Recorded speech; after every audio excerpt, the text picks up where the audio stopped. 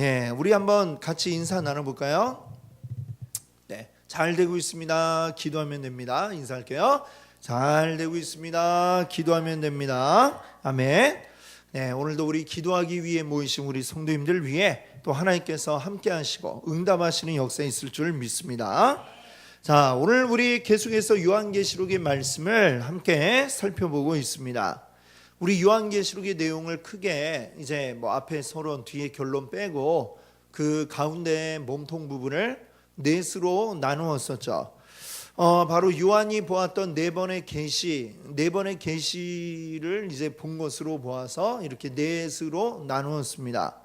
이제 요한이 내가 성령에 이끌려서 뭐뭐뭐를 보았더니 하면서 이제 시작되는 부분이 네 번 나오죠. 그래서 이제 네 번의 계시를 본 것 하는데, 이것이 처음에는 이제 1장부터 3장의 내용이죠. 그게 첫 번째 계시인데, 거기서 7교회, 소아시아의 7교회지만 그 7교회가 사실은 이 땅 가운데 있는 모든 지상의 모든 교회들을 대표하는 7교회로 이렇게 말씀을 드렸습니다. 이 교회들에게 하시는 말씀이죠. 자, 그 다음에 이제 두 번째와 세 번째는 뭐냐면 심판에 대해서 이야기를 하고 있습니다. 두 번째 계시가 이제 4장에서부터 16장까지 나오는데, 여기에는 7인, 또 7나팔, 7대접 심판이 계속해서 이제 차례대로 이루어지는 모습을 보았습니다. 그 중에 이제 맨 마지막 결국 7번째 대접해서 최종적으로 이 땅에 그 모든 하나님을 대적하는 이 세상이 심판받는 그 모습을 이제 따로 빼어서 조금 더 이제 확대해서 보여주는 게 세 번째 계시다, 이렇게 이야기를 했었죠. 그게 바로 17장에서 20장까지의 말씀인데, 여기 이제 큰 성 바벨론, 그 세상을 나타내는 큰 성 바벨론이 있고요. 그리고 그 세상을 악으로 몰아가던 악의 삼위일체가 있습니다. 바로 큰 이제 붉은 용, 바로 사탄이 있고, 그 다음에 적그리스도가 있고, 그 다음에 또 이제 그들에게로 사람들을 미혹하게 하는 거짓 선지자, 이렇게 삼위일체, 악의 삼위일체가 있었고, 그들도 역시 심판받는 그 모습을 이제 우리 세 번째 계시를 통해서 보았습니다. 이제 21장에서부터 마지막까지가 이제 네 번째 계시가 되겠습니다. 바로 22장 5절까지의 내용이 이제 네 번째 계시인데요. 여기에서는 큰 성 바벨론, 세상을 나타내는 큰 성 바벨론에 반대되는 뭐가 있을까요? 바로 새 예루살렘, 그것은 곧 교회를 나타내죠. 그 큰 성, 새 예루살렘에 대한 내용이 이제 21장, 22장에 나오고 있습니다. 자, 그래서 우리는 이제 앞서 우리가 살펴보았을 때에 22장 1절에서 8절까지를 우리가 지난번에 함께 이야기를 나누었습니다. 완전한 하나님의 나라가 이루어지는 그날에 하늘은 새 하늘이고 그날의 땅은 새 땅이다라는 것을 말씀드렸어요. 근데 이 새 하늘과 새 땅은 전혀 본 적이 없는 완전히 새로운 그것이 아니라, 지금 있는 이 하늘과 지금 있는 이 땅이 새롭게, 정말 새롭다라고 말할 정도로 바뀌어진 그런 것이다 라는 말씀을 드렸습니다.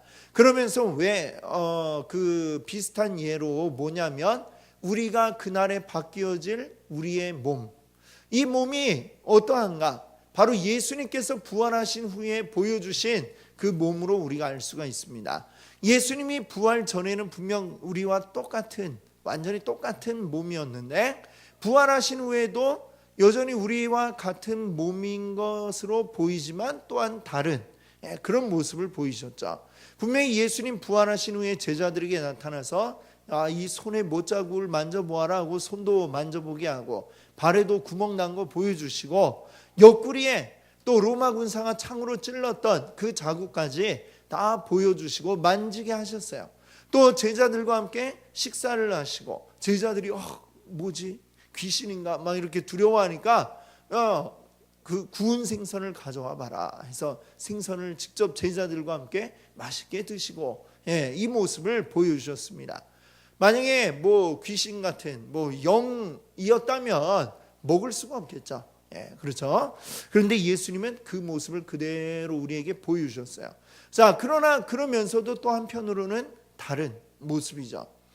집에 문이 다 닫혀 있는데, 근데 그곳에 예수님이 짠 하고 나타나셨다가 또 싹 사라지시고, 또 엠마오로 가는 그 두 제자의 모습 우리 기억하실 거예요.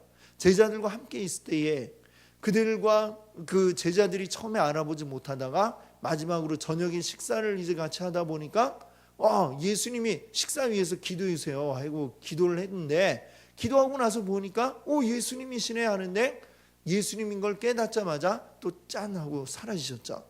자, 이런 게 가능할 수 있는 이유는 지금 우리와 같은 몸이지만 부활하신 후에는 또 다른, 그러니까 주님이 다시 이 땅 가운데 오셔서 완전하게 이루어질 하나님의 나라에서 우리가 가지게 될 그 몸은 지금과 같지만 또 다른 몸이다 라고 할 수가 있습니다. 새로워진 몸인 것이죠.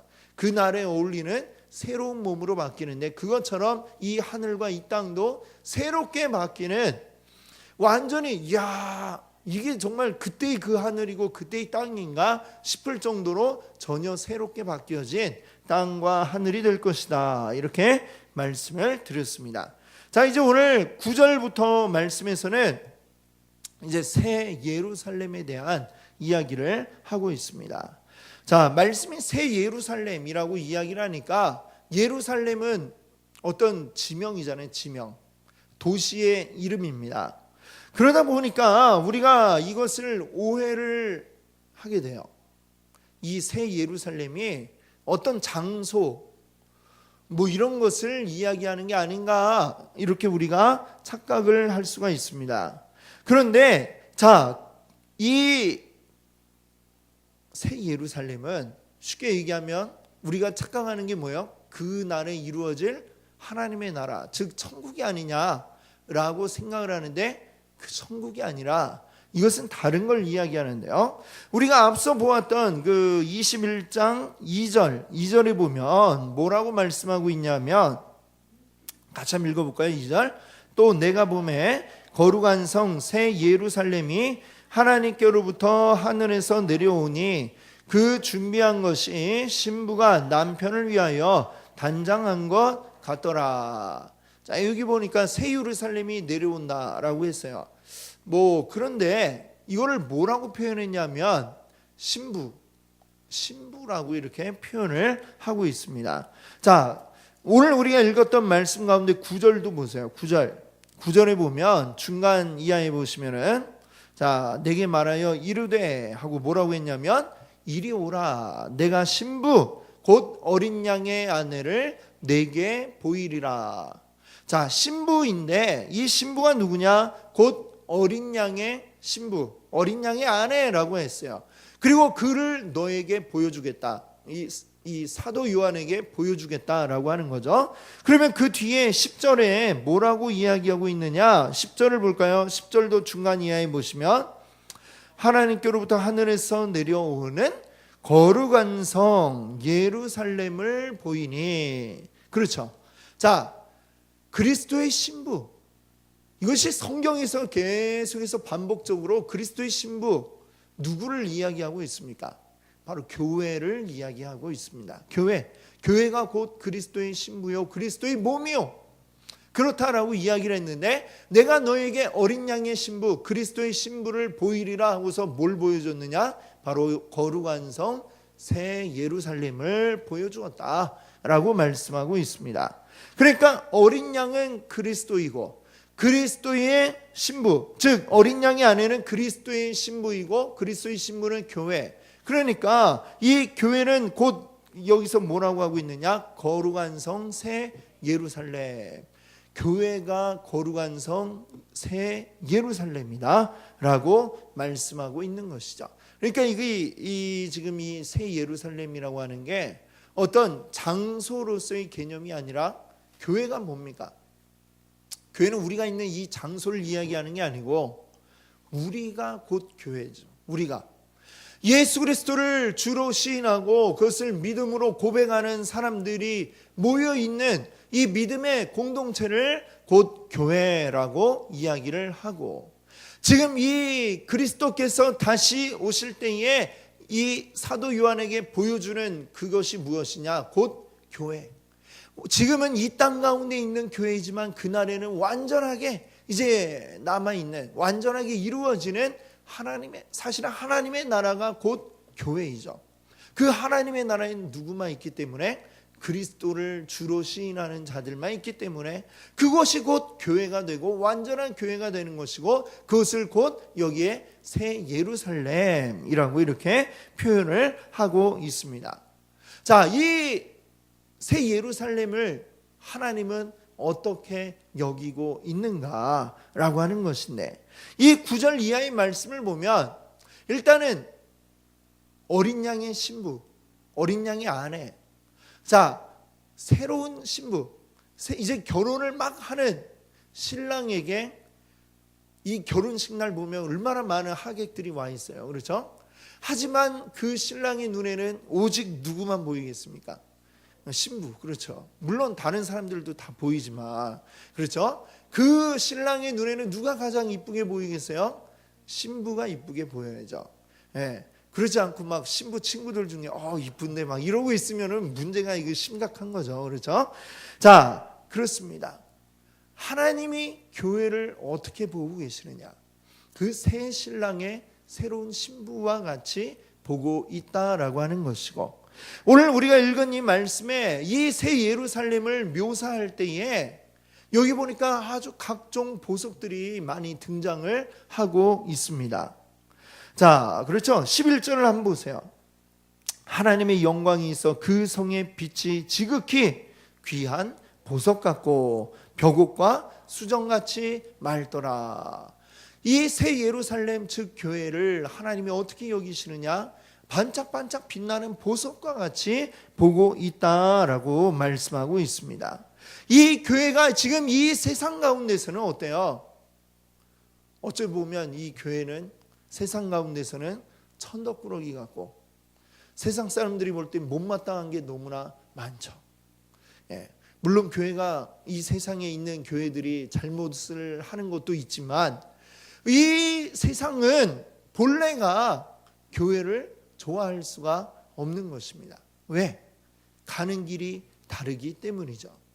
그러니까 뭣도 못마땅하게 느껴질 수밖에 없냐면, 왜 이렇게 교회는 편협하냐라고 이야기를 합니다. 우리는 구원이 오직 예수 그리스도에게 있다, 십자가에 있다라고 이렇게 이야기할 때 그들은 왜 니네만 옳다고 하느냐? 세상은 이해 자체를 할 수가 없죠. 왜 거기에만 구원이 있냐? 이렇게 이야기를 합니다. 왜냐하면 그들은 참 진리를 모르기 때문입니다. 그래서 이 세상 속에서 교회는 계속해서 부닥칠 수밖에 없고, 그것으로 인하여 갈등이 일어나지만 그 갈등을 통해서 이제 핍박을 받는 것은 교회가 핍박을 받게 되는 것이죠. 이 세상 가운데 이 교회가 살아가면서 이 교회를 지켜나갈 때에 우리는 끊임없이 부닥치고 그 가운데 비난당하기도 하고 또 때로는 핍박을 당하는 이런 일들이 벌어질 수밖에 없습니다. 그러니 이 세상 속에서 어떨 때는 이 교회가 굉장히 의기소침할 수밖에 없고, 때로는 막 이렇게 너무 그런 핍박들로 인해서 좀 이렇게 시무룩해지는 이런 일들이 벌어질 수도 있죠. 근데 이 교회는 우리가 무엇으로 보아야 하느냐? 이 세상이 우리를 보는 그런 눈으로 교회를 생각해서는 안 된다라고 하는 것입니다. 그럼 우리는 무엇으로 보아야 하느냐? 하나님의 눈으로 보아야 한다는 것이죠. 결혼식 날 신부가 아무리 못생겼어도 신랑만 이쁘다라고 이렇게 하면은 아무 문제가 없는 것이죠. 그렇죠? 다른 사람들이 무슨 상관이요? 같이 살 것도 아닌데 아무 상관이 없듯이, 오직 우리의 신랑 되시는 주님이 우리를 어떻게 여기시느냐, 이것이 교회에는 가장 중요하다. 그리고 그것이 우리의 전부다라고 이렇게 이야기할 수 있는데, 너무나 감사하게도 우리 하나님은 이 교회를 어떻게 보고 있느냐? 아름다운 보석으로, 아름다운 신부로 우리를 여기고 계시다라고 하는 것입니다. 황금이나 또는 맑은 유리 반짝반짝 빛나는, 그리고 벽옥이나 수정 같은 그 어떤 보석보다도 더 반짝이는, 아마 뭐 황금이나 보석들보다 더 반짝반짝거리고 아름다운 게 있다면 아마 그것의 이름들이 여기에 들어와 있었을 거예요. 오늘 이 말씀을 읽어보면 별 처음 들어보는 보석의 이름도 다 나오죠. 그렇죠? 우리가 다 알고 계시나요? 홍만호, 홍보석, 뭐 황옥, 뭐 노곡 이런 거 처음 들어보는 것도 있고, 잘 모르는 것들이 많습니다. 어찌되었건 뭐 그런 것들이 뭔지는 사실 중요하지 않아요. 천국에 딱 그것이 있느냐 이게 아니라 하나님이 우리를 그와 같이 여겨주고 계시다라고 하는 사실을 우리가 기억해야겠습니다. 이 수많은 것들, 하나님은 그 수많은 보석보다 더 사실은 더 아름답게 우리를 여기시고 우리를 사랑하고 계시다. 바로 그 점을 오늘 우리가 기억할 수 있기를 바랍니다. 자, 이 보석들의 이름은 그렇게 우리가 생각하면 되고, 오늘 이 말씀을 읽으면서 또 많이 나타나는 숫자가 있었을 거예요. 그렇죠? 어떤 숫자가 많이 보이셨나요? 12이 많이 나왔어요. 그렇죠? 12. 요한계시로 우리 그동안 지금까지 쭉 같이 읽어오면서 가장 많이 나온 숫자 아마 뭐 12이 아닐까 싶습니다. 12. 그렇죠? 12, 12. 이 12이 왜 중요하냐? 12이 왜 중요할까요? 자, 사실은 이 12이 뭘 의미하느냐? 교회와 아주 밀접한 관련이 있는 숫자라고 이야기할 수가 있습니다. 자, 오늘 우리 14절에 보시면, 여기 14절에도 보면 12기초석이 있고 또 12사도의 12이름 이렇게 12이 나오죠. 16절에 보면 또 12,000 스타디온 했는데 12,000은 뭐예요? 12 곱하기 1000. 그렇죠? 12 곱하기 1000은 뭐예요? 그러니까 12가 나오고 1000은 또 뭐예요? 1000은 많은 숫자를 이야기하는 거죠. 그렇죠? 그리고 또 17절에 보면 144규빗 했는데, 우리 144 뭔지 아시죠? 12 곱하기 12. 이게 144입니다. 그렇죠?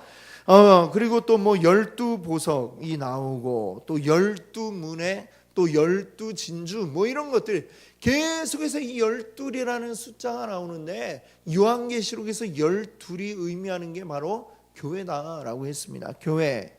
자, 왜 교회가 되느냐? 12절에 보시면은, 자, 여기 보시면 12절 뒤에 보면 문에 12천사가 있고 그 문들 위에 이름을 썼으니 이스라엘 12지파의 이름들이라. 이스라엘의 12지파, 이게 의미하는 게 뭐냐면 바로 구약의 12지파. 그것이 곧 뭘 얘기하냐면 구약 시대의 교회를 의미하고 있는 것이죠. 구약의 12지파란 구약 시대의 교회를 의미합니다. 그럼 신약 시대의 교회는 또 무엇으로 상징하여 나타내고 있냐면 12사도로 이렇게 나타내고 있는 것이죠. 그래서 14절에 보면 어린 양의 12사도의 12이름이 있더라 이렇게 말씀하고 있죠. 12지파의 이름, 또 12사도의 이름. 결국 이건 뭘 의미하고 있느냐? 구약 시대의 교회와 또 신약 시대의 교회, 그리고 신구약 모든 시대를 아우르는 모든 교회들을 의미하고 있는 것이 바로 이 12이라고 하는 숫자가 되겠습니다. 또 12과 12를 곱하여서 144라고 하는 숫자도 그렇고, 또 12,000 스타디온 할 때 12,000도 역시 12에다가 많은 숫자를 나타내는 1000이라는 게 곱해져서 또 12,000.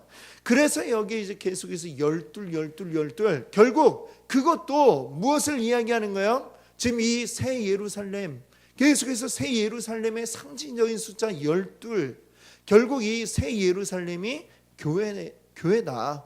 교회를 이야기하는 것이다 라는 것을 또 우리가 다시 확인할 수 있습니다. 자, 16절을 보시면은 그 새 예루살렘의 사이즈를 이야기하고 있습니다. 사이즈가 어떻게 되느냐? 갈대자로 이제 그것을 재어보니 어떻게 됐냐면 측량해 봤더니 12,000 스타디온이다. 그리고 길이와 너비와 높이가 같더라라고 했어요. 12,000 스타디온에 가로 세로 그리고 높이가 똑같은, 이게 뭐예요? 가로 세로 높이가 똑같은 거를 우리 뭐라고 부르냐면 정육면체. 정육면체인데 똑같은 게 뭐 주사위 같은 거 생각하시면은 그게 이제 정육면체죠. 그래서 가로가 12,000, 세로 12,000, 높이도 12,000.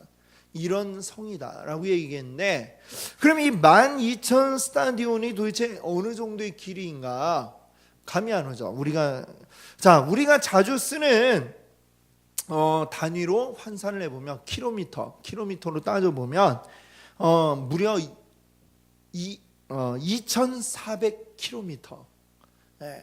우리 서울에서 부산까지가 어느 정도냐면 한 400km 정도 되죠. 그렇죠? 그러면 2,400km면 서울서 부산까지의 무려 6배 정도 되는 거리. 그만큼의 가로, 세로, 높이가 또 높이가 2,400km. 그러니까 굉장히 어마어마한 규모구나. 이게 바로 교회구나라는 것을 알 수가 있습니다. 그런데 자, 여기서 또 우리가 눈여겨 봐야 될 게 있어요. 길이와 너비와 높이가 같다라고 하는 게 이게 뭘 의미할까? 이 성경에 나오는 여러 막 규격을 재고 막 알려주는 것들이 많이 있는데 그 중에 가로 세로 높이가 똑같은 곳이 있어요. 그게 어디냐면 바로 성전 안에서 지성소의 이 규격이 가로 세로 높이가 똑같은 그런 곳입니다. 지성소가 어디예요? 성소 안에서도 가장 깊숙한 곳, 바로 하나님의 교회를 모셔놓고 1년에 딱 한 번 대제사장이 그 안에 들어가서 하나님을 만나는, 하나님이 사람과 만나 주시는 곳, 그곳이 바로 지성소라고 하는 것입니다.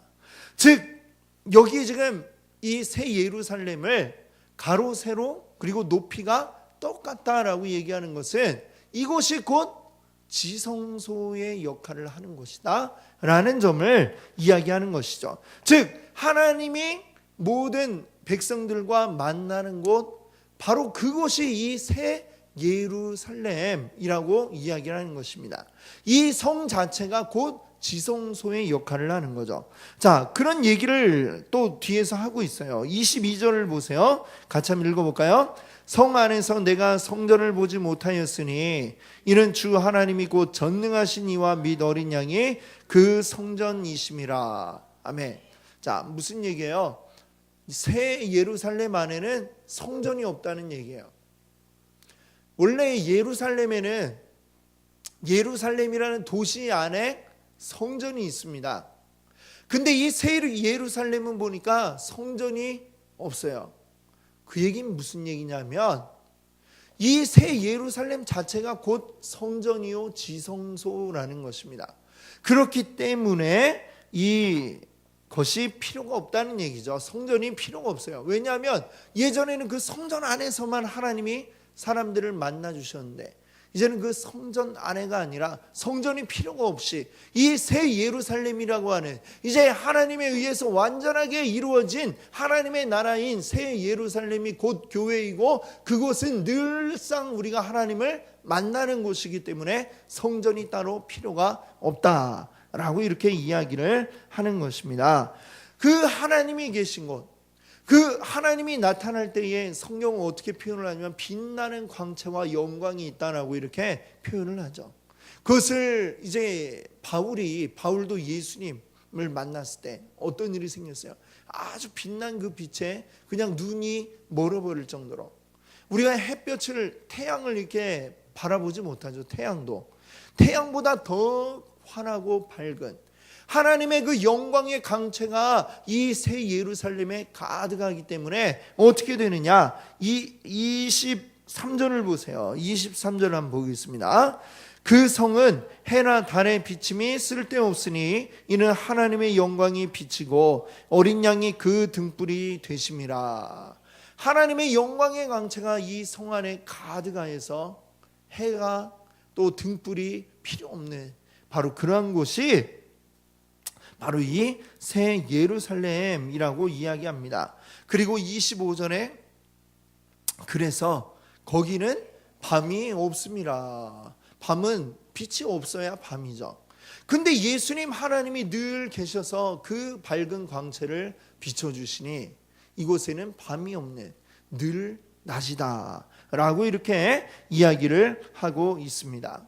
이 놀라운 이 영광의 새 예루살렘, 그렇다면 이곳에 누가 있을 수 있는가라는 것을 또 이야기를 하고 있어요. 마지막 27절이 그 이야기를 하는데요, 같이 함께 읽어보겠습니다. 무엇이든지 속된 것이나 가증한 일 또는 거짓말하는 자는 결코 그리로 들어가지 못하되 오직 어린 양의 생명책에 기록된 자들만 들어가리라. 아멘. 자, 이 새 예루살렘은 하나님이 계신 곳이에요. 하나님이 계신 곳에는 더러운 것, 가증한 것, 거룩하지 못한 것은 있을 수가 없습니다. 구약 시대에 이스라엘의 그 출애굽할 때 이스라엘 진영이 바로 그런 모습을 이제 상징적으로 보여주는데, 이스라엘의 진영 안에는 심지어는 화장실도 만들지 못했습니다. 진영 밖에다가 화장실을 따로 만들어 두고 거기 가서 볼일을 보고 다시 들어오고, 왜? 어떤 더러운 것도, 이 이스라엘 자체는 하나님의 택한 거룩한 백성들이기 때문에 그 안에는 항상 거룩함이 유지되어야 한다라고 말씀을 한 거예요. 레위기나 이런 것들이 굉장히 우리는 보면 무슨 말인지도 모르겠고 막 졸린 말씀 같지만, 그게 이야기하고 있는 바는 뭐냐? 하나님은 거룩하시니 너희도 거룩해야 된다라고 하는 것이고, 거룩함을 어떻게 유지할 건가, 무엇이 거룩하고 무엇이 거룩하지 못한가에 대해서 이야기하고 있는 게 바로 레위기였습니다. 그거를 그렇게 구구절절히 써놓은 이유는 하나님께는 오직 거룩한 것만이 가야 하기 때문에, 하나님 앞에는 거룩한 것만이 있을 수 있기 때문이었던 것이죠. 이때에도 마찬가지로 하나님 앞에 하나님과 함께하는 이 새 예루살렘에는 거룩하지 못한 것이 있을 수 없다라고 말씀하고 있습니다. 그럼 거룩하지 못한 것은 무엇이냐? 하나님을 대적하고 하나님을 비방하며 하나님을 무시하며 살아가는 이 세상은 그날에 누구도 새 예루살렘에 들어갈 수 없다라고 말씀하고 있는 것이죠. 오직 어떤 자들만이, 어린 양의 생명책에 기록된 자들만 바로 그곳에 들어갈 수 있다라고 말씀하고 있습니다. 우리가 생명책에 기록이 되어 있는 자, 앞에서도 누누이 이렇게 말씀하지만 어떤 자들은 짐승의 표를 받은 자들이고, 그러나 그렇지 않은 자들은 바로 하나님의 인침을 받은 자들이다 이야기하죠. 그 인침을 받은 자들이 누구냐? 곧 하나님께 택한 바다, 하나님의 생명책에 기록이 된 자들이 바로 그러한 자들이다 라고 말씀하고 있는 것이고, 그들이 곧 교회이고, 그 교회가 곧 이날에 함께 하나님과 할 수 있는 줄로 믿습니다. 아멘. 오늘 이 21장의 말씀을 통해서 새 예루살렘이 무엇이냐? 바로 완전하게 그날에 이루어질 하나님의 나라요, 곧 그곳이 곧 교회다 라고 하는 사실을 우리가 살펴보았습니다. 교회는 하나님 앞에 어떠한 존재인가? 너무나 사랑스럽고 아름다운 신부와 같고 화려한 보석과도 같은 그러한 존재, 바로 이 교회인 것을 여러분들 믿으시기 바랍니다. 지금 오늘 우리의 모습은 어떻게 보면 미운 오리 새끼 같은 그런 모습일지 몰라요. 사실은 우리는 아름다운 백조인데 우리 팀에 섞여 있으니까 어떻게 보이는 거예요? 굉장히 이상하게 보이는 거. 오리들이 막, 야, 얘는 뭐야 이거 도대체, 헤엄도 잘 못 치고 색깔은 또 왜 이 모양이야? 그러면서 막 우리는 거기서 구박을 당하고 있는 중이에요. 근데 사실은 우리는 그런 구박덩이가 아니라 알고 보니 우리는 백조였다. 우리는 이 세상 가운데, 이 세상이 오리라면 우리는 백조와 같은 존재들인 것을 여러분들 믿으시기 바랍니다. 아멘. 이 교회는 하나님의 사랑받는, 하나님의 사랑의 그 대상이 되는 유일한 존재, 교회이고 우리는 그 교회의 지체를 이루고 있는 자들임을 여러분들 믿으시기 바랍니다.